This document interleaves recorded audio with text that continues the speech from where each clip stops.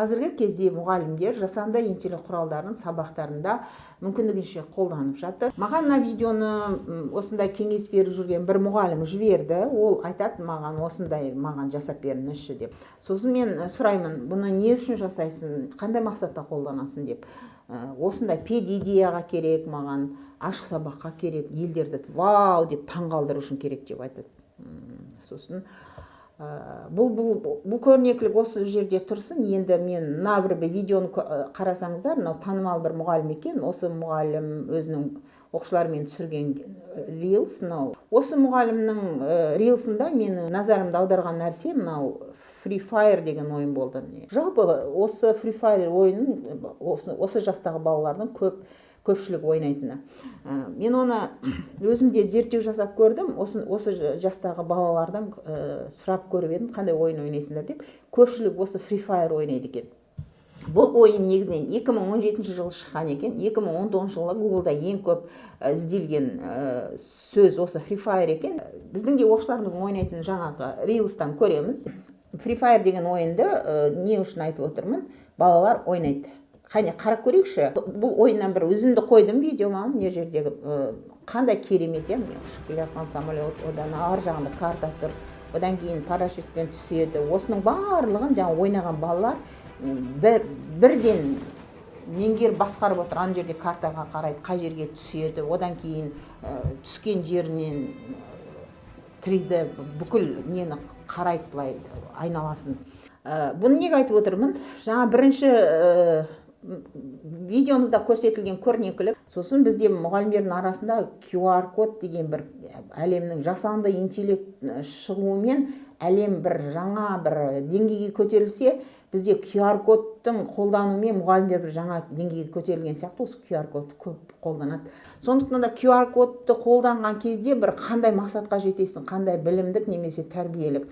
Бұл тек қана бір ғана нәрсені істейді. QR кодты оқушы ешқандай белсенді бір әрекет немесе ойлаудың бір түрін жүзеге асырмайды бұл жерде. Бұл әдісті қолдануда ешқашан тиімді бола бермейді. Сабақ кезінде балалардың жаңа зейінін дейді ғой, зейінін шашырататын бірнеше нәрсе бар бұл жерде.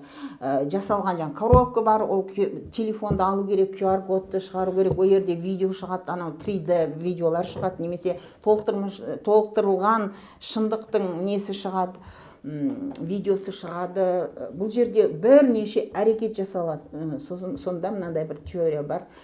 Көп нәрсе болған сайын баланың негізі бір нәрсеге онсыз да қазір фокусты жоғалып жатқан заман ғой, балалардың да үлкен кісілердің де. Олардың зейіндері шашырайды, қай жерге қарауды керек екендігін бір шешім қабылдай алмайды.